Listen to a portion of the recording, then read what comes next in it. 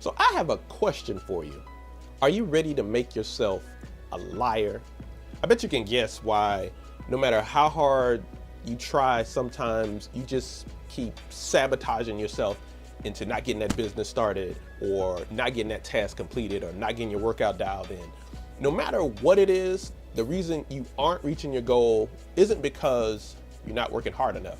The reason is because you have some self-limiting beliefs that are not compatible with the outcome that you're trying to reach. So in this video, I'm going to talk about what self-limiting beliefs are, the 5 reasons why you have them, and how to get rid of them. So what are self-limiting beliefs? So by definition, self-limiting beliefs are the things that you believe that keep you constrained or limited in some way from the thing that you're trying to reach. And it makes it so that the thing that you're trying to reach is just out of your reach. You keep trying for it, and for whatever reason you can't get there. And these beliefs may not be in your immediate awareness, but they are there. They affect how you interact, how you proceed, what actions you take, and your mood in general. In most cases, self-limiting beliefs are self-imposed. That's why we get the name self-limiting beliefs. But what's fascinating about self-limiting beliefs is that the solution is contained within the name. And that is that it's contained in the self. So I'll get to that in a second. The other thing about self-limiting beliefs is that they are predictive. They predict where you'll be in the future. Okay, so here are some examples of self-limiting beliefs. I'm lazy. I'm not good with money. No one will ever love me. And I'm not good at, you just fill in the blank. The list of self-limiting beliefs can be endless. If you're an entrepreneur or an athlete or a musician or anybody who's in any kind of field where you're judged by your performance, then we may be talking about a different kind of beliefs, the ones that are most connected to how we perform. So some examples of those would be, I'm not good, or I'm not, or I won't be good enough. I can't do X, you fill in the blank. And a more future-oriented belief, which is when I become a millionaire or reach some higher level of status, then I will be enough. That means I will be enough. So here are the problems with that list. The first thing is they are also predictive, which means that, they speak to the future. So if that's what you think, then that's what's going to happen in the future. And the second thing is that they are not definitive. So how can you be sure that you're not enough, or that when you reach millionaire status or some higher level status that you won't be good enough? You're basing your beliefs on future outcomes. You're basing your beliefs about future outcomes on something that is totally made up in your head, and it's leading you to chase after or avoid something that's not really there in the first place. Yep.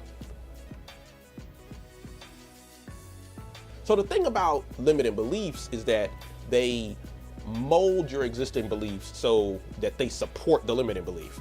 So the main reason that you have those limiting beliefs and you can't get rid of them is that secretly everyone wants to be right. Okay, so if you start to believe things that are contrary to the experiences that you've had or the things that you deeply believe, then you're gonna feel some kind of discomfort, right? It could be emotional, it could also be mental, and you're gonna do everything in your power, whether it's intentional or unintentional, to make sure you're right. So if you believe that you'll never have any money, but you kind of wish you did, you will go out and spend all your money, not really on purpose, but it's feeding into the belief because you can't be wrong. Nobody wants to be wrong. It creates this feeling of discomfort.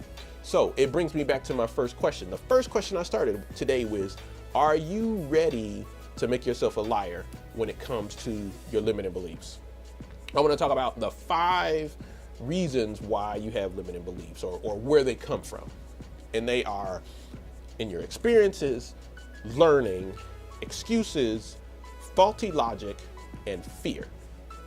So let's talk about experiences for a second. So experiences are basically things that happen to you, and you form some conclusion about what that means for your life.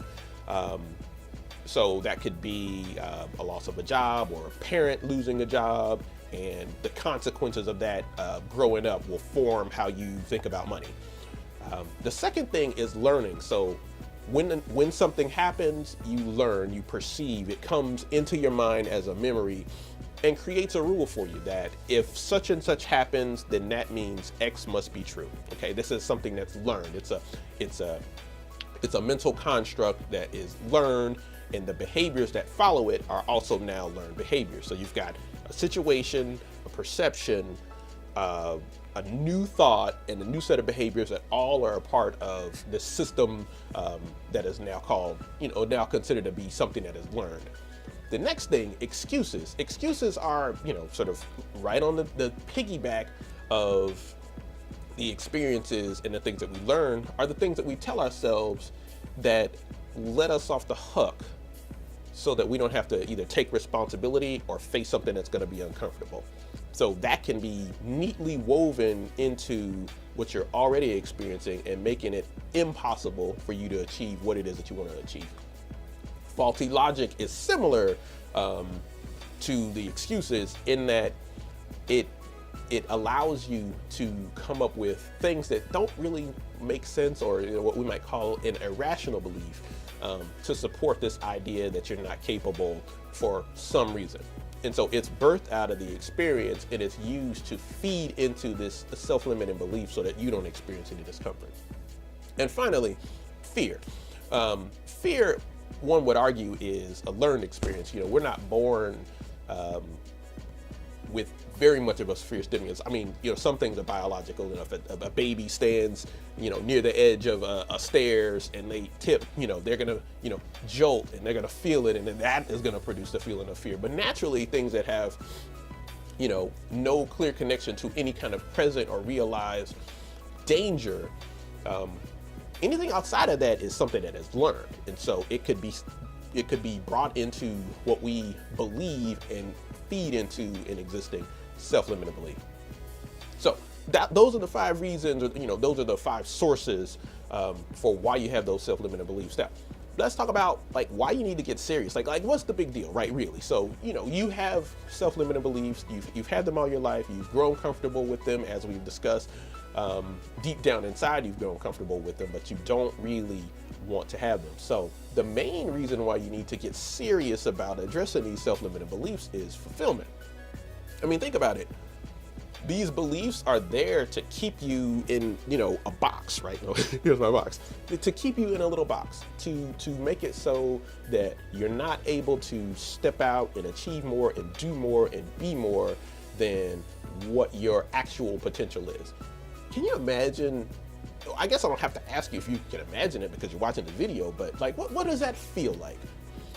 I can imagine that for lots of people, there's, some level of misery or a lack of fulfillment, boredom, just sitting there because you're not able to really access or deal with the belief in the first place.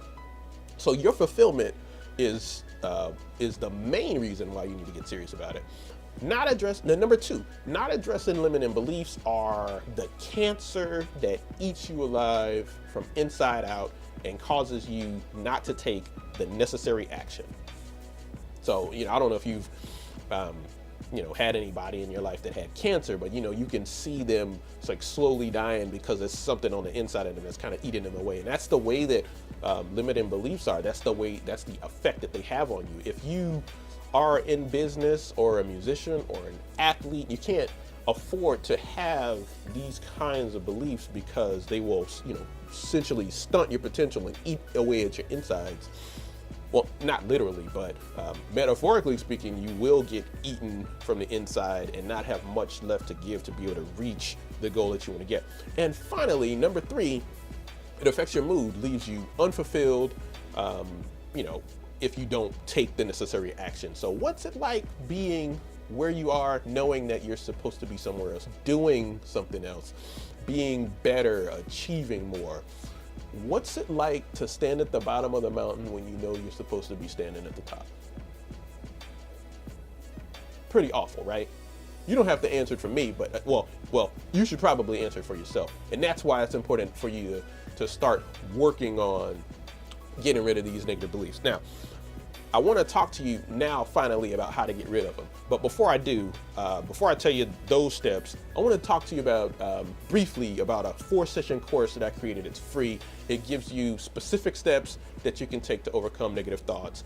It's a set of 4 videos. Each video contains very simple steps that you can use to implement to get very quick results for how to shift from your negative thinking into more positive and rational thinking, and to not block you from achieving goals that you want to achieve. In that video series, I talk about beating imposter syndrome, how to reach your fullest potential, 3 things that you need to know about belief change, and finally, how you can develop a bulletproof mindset. It's totally free. Go to www.drmglover.com/negative-thinking. I'll also leave a link for it in the description below, but definitely check that out. Totally free, well worth it. Looking forward to seeing you over there. But back to what I'm talking about here. So the truth about beating limiting beliefs is this. So it's a process. You can't get rid of them using these steps once and then, hope that or expect that it's going to last forever. It's like when you start a new diet or you start a new workout. You go to the gym once, or you eat one healthy meal and it's like, woohoo, I'm cured, I am healthy, no more having to do with that. It's the same way. It's a set of behaviors. It's a new way of thinking about things. So you're gonna have to constantly work on it like it's a muscle that you have to develop, because frankly, it's something that you currently don't do, and you likely have some kind of deficit in being able to think about things this way so you can get past negative thinking. Even top performers have small amounts of doubt and some limiting beliefs, but the difference between them and most people is that they're relentless about not allowing those beliefs to stop them from taking the action that they need to. They just simply put in the work. And if you do the same, then there won't be anything that will stop you. So let's get on with it. Here's the process. First step, identification. What are the thoughts exactly? This is by far the most important step. So you want to be clear about what are the specific ways that you think about yourself or other people or the future that on the surface appear to be quite negative, because likely that's a self-limiting belief. So write that down somewhere. The second thing is, what is the situation, or in what situation do I tend to think this way? Most people will say, well, I'm always negative and, my limiting beliefs are always affecting me. Maybe that's true, but you really can't do anything about that, because there's no place to pick at. More than likely, there are specific things that happen or things that you see that bring up this thought for you. And if it's not happening at a level that you're aware of, it's showing up in your behavior. So if you're supposed to be getting up early and doing work and you're not, then more than likely some kind of self-limiting belief is active and it's affecting the action that you should be taking. Okay? So in what situation do I have them? When do I have them? And what are the thoughts? The third step is, what is the impact of the belief? How does this belief affect you? What does it cause you to do? What does it cause you to feel? Okay? You want to be very clear about the relationship between that thought and your feeling and your behavior. And then the next step is identify some alternatives. So what are some alternatives, or additional or separate? And people are kind of funny about the word alternative these days. So we'll just call it new or modified ways of thinking about these beliefs that you have. So is it possible that if you put forth a different kind of effort, that you might be capable of achieving what it is that you want to achieve? Right? That's fair. It's a fair question. You want to be looking for some alternatives. And finally, what is the actual truth? What would you tell yourself if you were outside of yourself? Or better yet, what would you tell a friend who's having the same negative thought process that you are? What would you tell them? More than likely, that's what you should be telling yourself, and that's what you should be doing. Okay? So that's the process. If you complete those steps, you'll be able to take control over the limiting beliefs that are getting in the way of your success. And it's an easy process to do, but it just takes time and it just takes practice. When you get good at it, you find that you don't have to work as hard to keep your skills sharp. So I hope you liked the video. If you liked the video, click this subscribe button. I'm going to continue to put content out about how people can change their mindset and break unproductive cycles using psychologically valid principles that you can apply to your life. Very simple.